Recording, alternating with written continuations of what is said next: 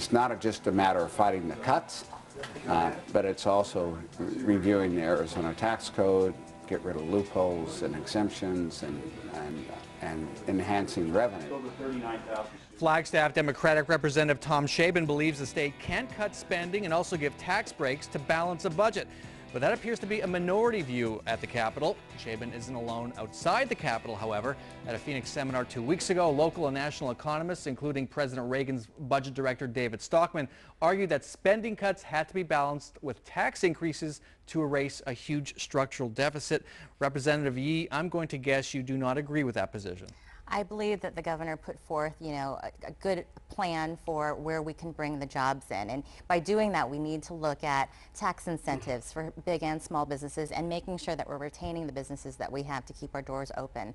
And that will have to be done very carefully, obviously, in the budget situation we're in. But we've got to take a look at these incentives and these tax reforms in a friendly way to make sure Arizona is a business-friendly state. Here's what the challenge seems to be. Tax reform is often code for tax breaks, and those kinds of proposals have been advanced in the last couple of years, and each time they've been advanced, it has been homeowners, property taxpayers who've had to foot the bill.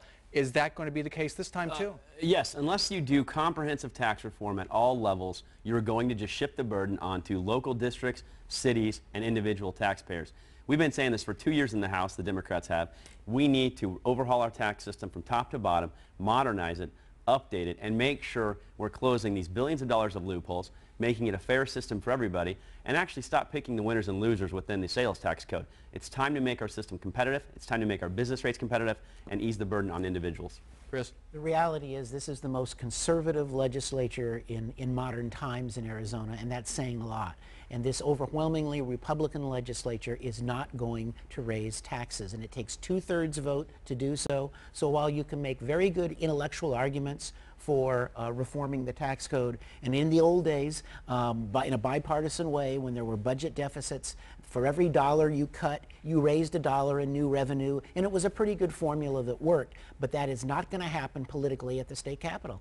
So horrible budget cuts are coming. But Representative Yee, isn't the legislature raising taxes if property tax owners payers have to foot the bill?